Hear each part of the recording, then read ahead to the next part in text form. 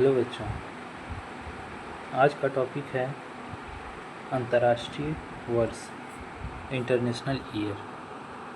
मैं आप लोग के बीच ये क्यों होता है, किस लिए ये घोषित किया जाता है, इसके बारे में जानकारी दूंगा। अक्सर आप पेपर देते होंगे तो आपसे ये क्वेश्चन पूछा जाता होगा कि वर्ष इतना ये किस अंतर्राष्ट्रीय वर्ष के लिए जाना जाता है और ये कौन घोषित करता है। तो इसके बारे में हम इस पूरे स्लाइड्स में जानेंगे कि आखिर ये क्यों होता है, क्या होता है, और साथ ही हम कृषि के क्षेत्र में जो भी ये अंतर्राष्ट्रीय वर्ष घोषित हुए हैं उनके बारे में भी जानकारी हासिल करेंगे। तो जैसा कि आप पहले स्लाइड में देख रहे होंगे कि अंतर्राष्ट्रीय वर्ष को यहाँ पे लिखा गया है। अंतर्राष्ट्रीय वर्ष संयुक्त राष्ट्र द्वारा किसी विशेष वर्ष को अंतर्राष्ट्रीय वर्ष घोषित करना कोई रस्म या केवल नाम देने की प्रक्रिया नहीं है। चलिए आगे आने वाले स्लाइड्स में देखते हैं।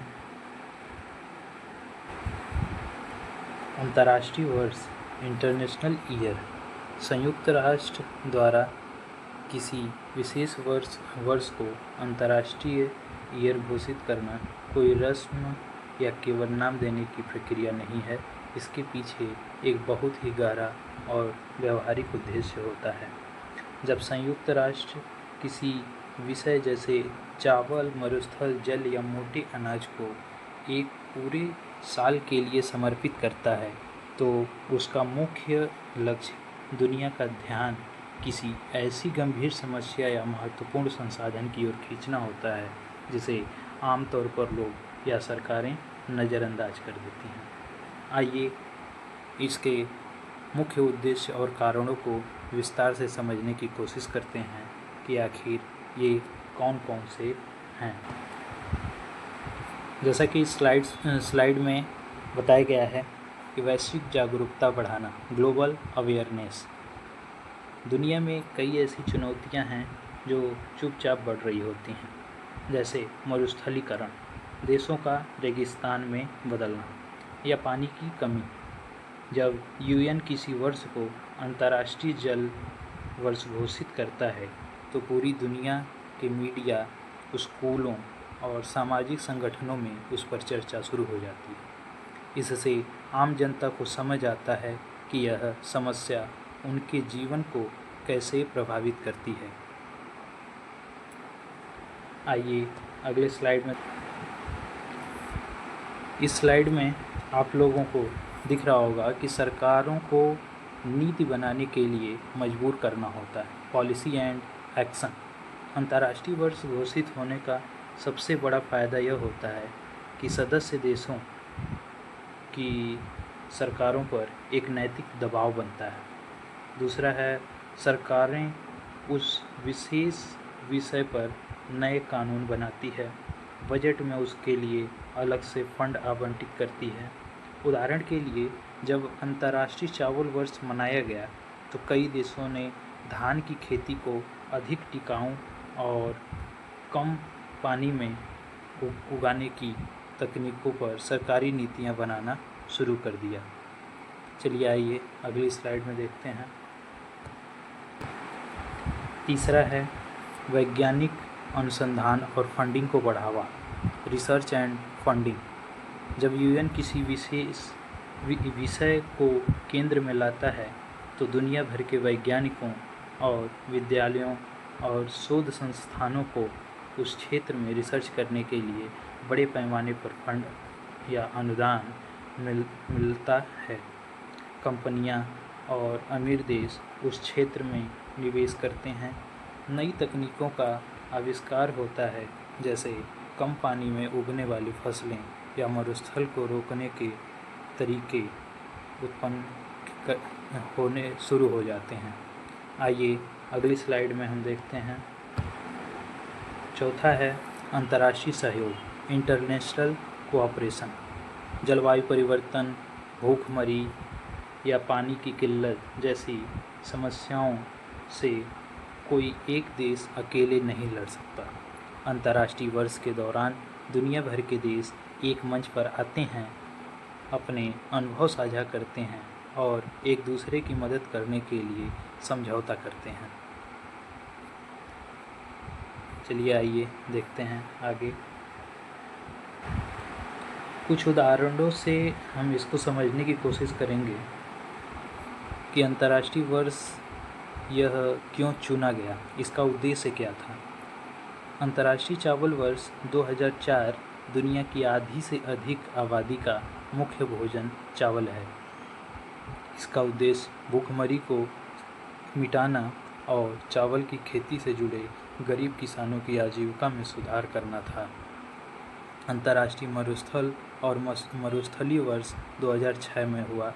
दुनिया की उपजाऊ जमीन तेजी से रेगिस्तान में बदल रही है। इसका उद्देश्य लोगों को सचेत करना था कि अगर ज़मीन बंजर हो गई तो पूरी दुनिया में अनाज की भारी कमी हो जाएगी। अंतर्राष्ट्रीय जल वर्ष सहयोग वर्ष 2013 में साफ पानी के सीमित स्रोतों और पानी के लिए भविष्य में होने वाले संभावित युद्धों को रोकने के लिए देशों के बीच आपसी तालमेल को बढ़ाने के लिए अंतर्राष्ट्रीय वर्ष को लाया गया था और ये हर वर्ष लाया जाता है। आइए अगली स्लाइड में देखते हैं। कृषि से जुड़े यूएन द्वारा घोषित महत्वपूर्ण